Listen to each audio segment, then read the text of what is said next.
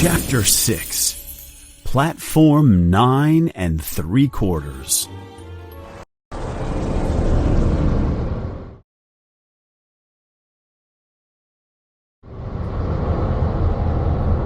Harry spends the next month with the Dursleys. Dudley is now afraid of Harry, and Uncle Vernon and Aunt Petunia pretend Harry does not exist. It is a very depressing month for Harry, but he stays in his room with his new owl for company. He names her Hedwig, a name he discovers in his book, A History of Magic. Each lonely day, Harry checks off a box on his calendar. He can't wait until September the 1st, the first day of school at Hogwarts. On his last night with the Dursleys, he convinces Uncle Vernon to take him to the train station the next day. He seems very happy to take him there. It is obvious that the Dursleys do not want him in their house any longer. The next day, when they arrive at the train station, Harry has no idea what to do or where to go. There is no platform 9 3/4. He asks several guards, but they laugh at him and think he is crazy. Harry begins to feel desperate. He tries not to panic when the large clock in the train station says he only has 10 minutes before his train leaves. Has Hagrid forgotten to tell him something about the train or the platform? He thinks. Do I have to tap something with an umbrella? At that moment, a group of people pass by Harry, and he hears some of their conversation. The station is full of muggles, of course. Harry looks quickly at the woman who is talking. She is talking to 4 boys. All of them have red hair the color of fire. Each of them has a trunk like Harry's, and there is an owl with them. Harry begins to follow them, pushing his cart with his trunk. When they stop, he stops and listens to what they are saying. Now, boys, what's the platform number again? Asks the mother. 9 3/4, answers a small girl who is holding her mother's hand. Mummy, I want to go too. You're not old enough yet, Ginny. All right, Percy, you go first. A tall boy, probably the oldest of the 4, walks towards a barrier between platforms 9 and 10. Harry watches and tries not to close his eyes. He does not want to miss anything. The boy is about to reach the barrier, and suddenly a group of tourists walks in front of him. When they are gone, the boy is gone too. Fred, your turn, the mother says. I'm not Fred, I'm George, says the boy. I can't believe you call yourself our mother. I know we're twins, but you still can't tell us apart. Sorry, George, dear. I'm just joking, Mother.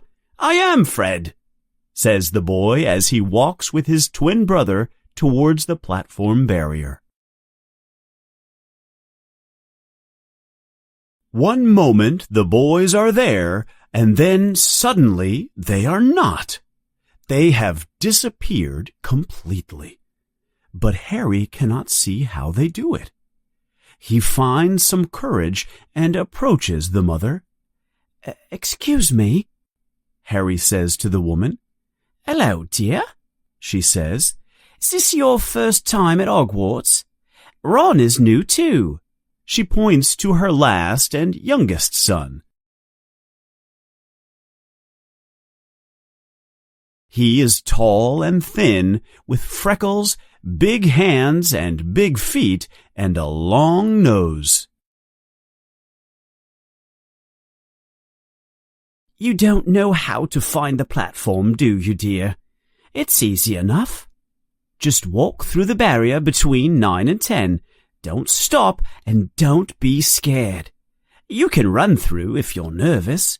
That might help you. Go ahead, go before Ron.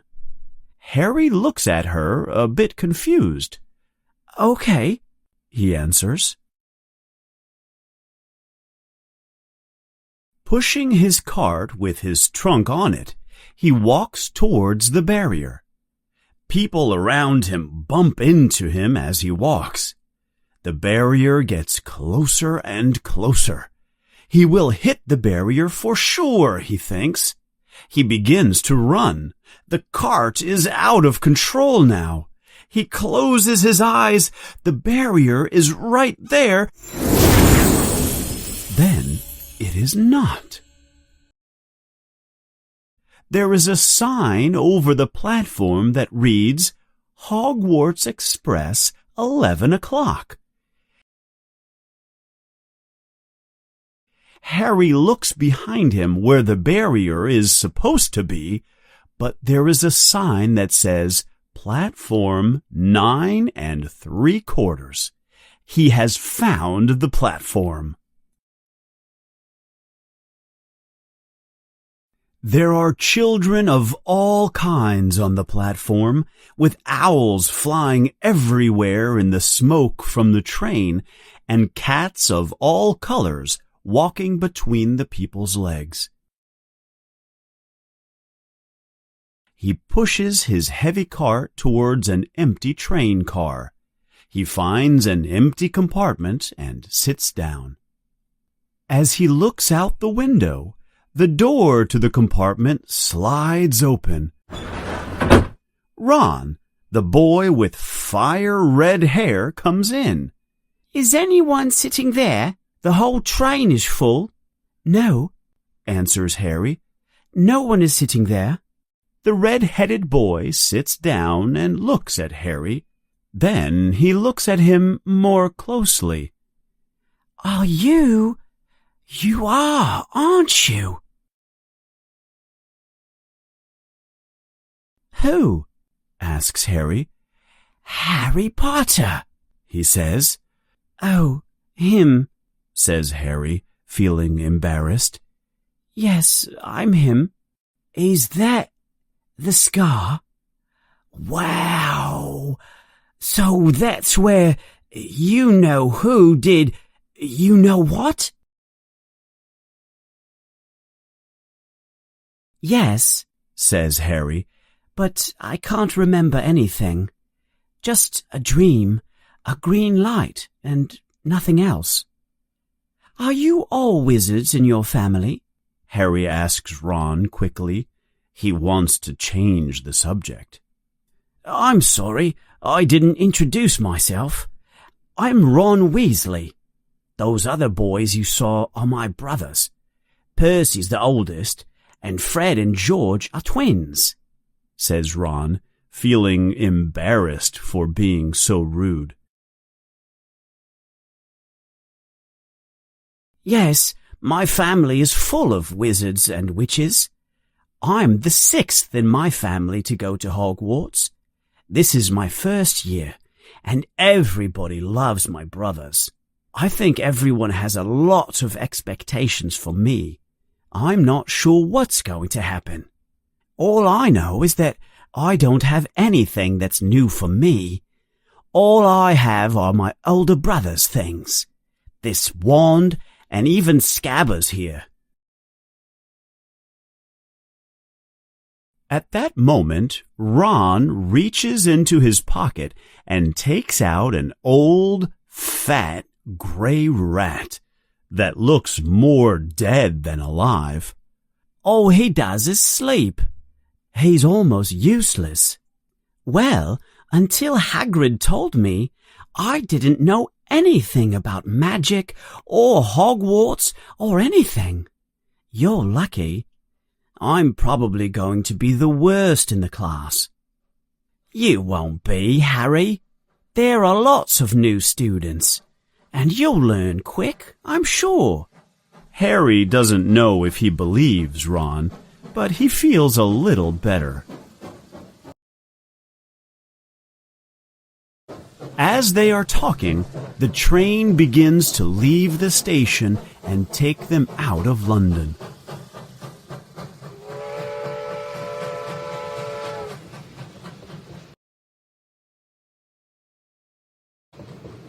After some time, Ron says, "Watch this." He takes out the old wand his older brother has given him. "I've been practicing a magic trick. I've been trying to turn my rat yellow, but I've been having some difficulty." He waves his wand and is about to say some magic words when the compartment door slides open.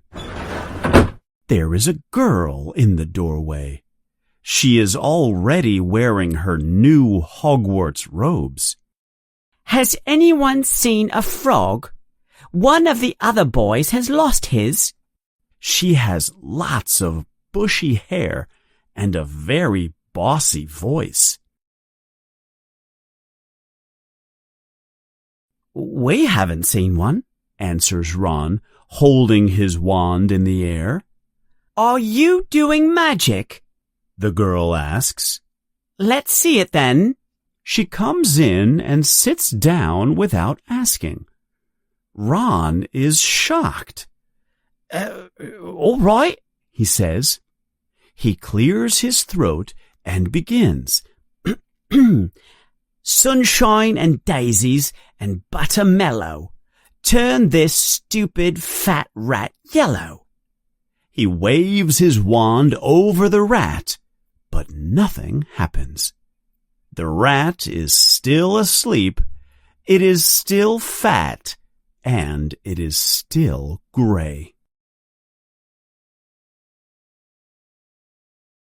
"That's not a very good spell, is it?" asks the girl in her bossy voice.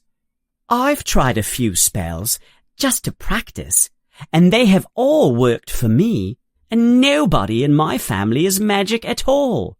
I'm Hermione Granger, by the way. Who are you?"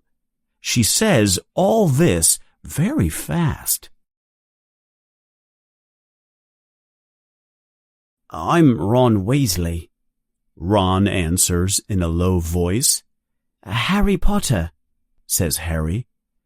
"Are you really?" says Hermione.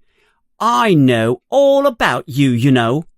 I bought some extra books just to be prepared, and you're in modern magical history, and in the rise and fall of the dark arts, and in great wizarding events of the 20th century." "Am I?" asks Harry in amazement. "Of course you are. Do either of you know what house you'll be in? I hope I'm in Gryffindor. It sounds like it is the best house. They say Dumbledore was in Gryffindor when he was studying at Hogwarts. But Ravenclaw sounds good too. Anyway, we need to look for Neville's frog that he lost. And you two should change into your Hogwarts clothes. We'll be there soon."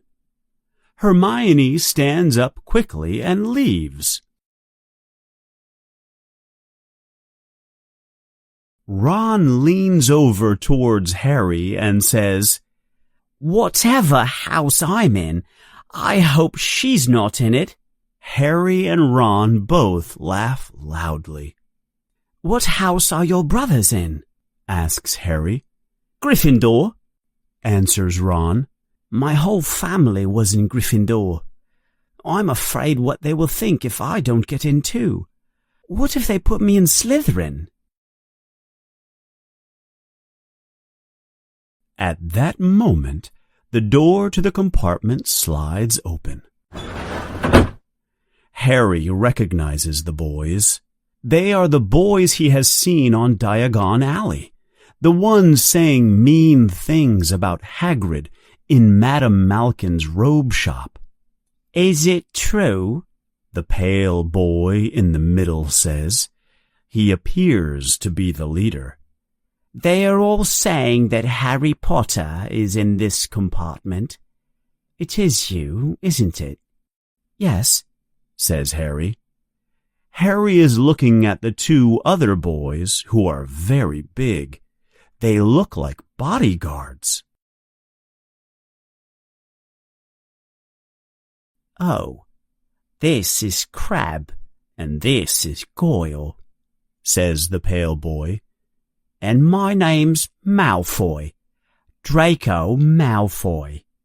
He looks at Ron with a mean look on his face. Then he says to Harry, You'll soon discover who the best wizard families are, and it is certainly not the Weasleys with their red hair and freckles. You don't want to make friends with the wrong kind of people. I can help you there. He puts his hand out for Harry to shake it, but Harry does not take Malfoy's hand. I can tell who the wrong kind of people are myself, thanks, Harry says with more confidence than he feels.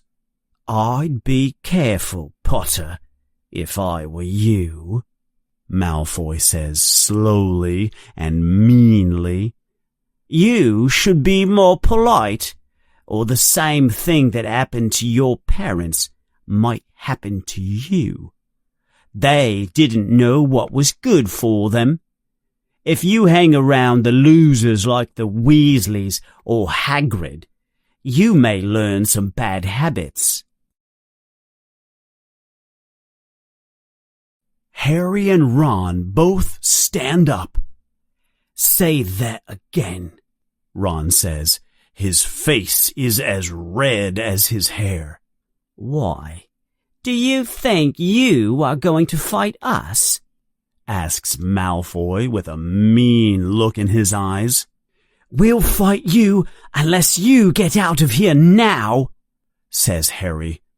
He does not feel like he can win a fight against Malfoy and his bodyguards.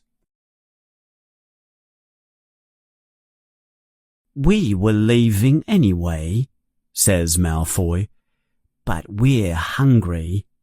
Goyle reaches for some of the chocolate frogs that are still on the seat, and then screams very loudly. Scabbers the rat has bitten Goyle's finger. Goyle swings his hand around and around in pain. Scabbers flies off and hits the window with a thud. The three boys run away in fear. They think there might be more rats in the compartment. I hate Malfoy, says Ron angrily. Have you heard about his horrible family? Harry shakes his head no. They used to be on the side of you-know-who until he disappeared. Then they came back to our side. They say they were bewitched. My dad doesn't believe them. He says Malfoy's father doesn't need an excuse to go to the dark side. At that moment, the train begins to slow down. There is a voice on the train's loudspeaker. Attention! Your attention, please. We will be arriving at Hogwarts in 5 minutes. 5 minutes till we reach Hogwarts. Leave your luggage on the train. It will be taken to the school separately. The boys quickly put on their wizard robes. Ron's robe is too short for him. His sneakers stick out from under the robe.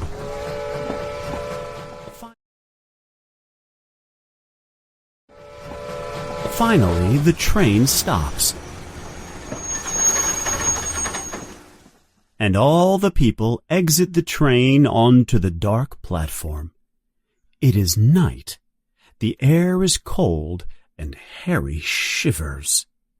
Then, in the distance, there is a light that comes towards the students, and Harry hears the familiar voice carrying the light. "First-year students, over here! First year's with me! Hello there, Harry!"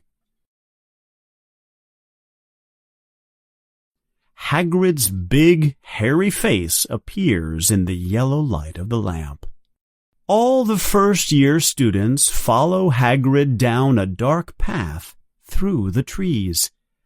After some time, Hagrid says, "You'll be able to see Hogwarts in just a moment, around this turn in the path." Then all the students say together, "Ooh!" The path opens onto the edge of a large, dark lake. In the distance, on the top of a high mountain on the other side of the lake, is Hogwarts. It has many windows full of light, with many turrets and towers. "Everyone, get into one of the boats. No more than 4 in each boat." There is a fleet of little boats on the shore of the lake. Harry, Ron, Hermione, and Neville, the boy who has lost the frog, get into a boat together. "Is everyone in?" asks Hagrid. "Okay, forward!" The fleet of little boats moves off at the same time across the lake. The lake is as smooth as glass. Everyone is very quiet. No one talks. They look up at the massive castle above. They pass through a dark tunnel and soon come to an underground harbor. It seems like it is underneath the castle. They get out of the boats and wait on a rocky beach. Hagrid is helping the children when they need it. "Hey, you there," says Hagrid to one of the boys. "Is this your frog?" Hagrid has found the frog in one of the boats. "Trevor, where have you been?" cries Neville happily. He takes the frog from Hagrid and follows the other children as they move up a long passage. The passage leads to a large grass field in the shadow of the castle. "Is everyone here?" asks Hagrid. "Right, then." They follow him up a large flight of stairs to a huge front door made of hard oak wood. Hagrid raises a gigantic hand and knocks 3 times on the castle door.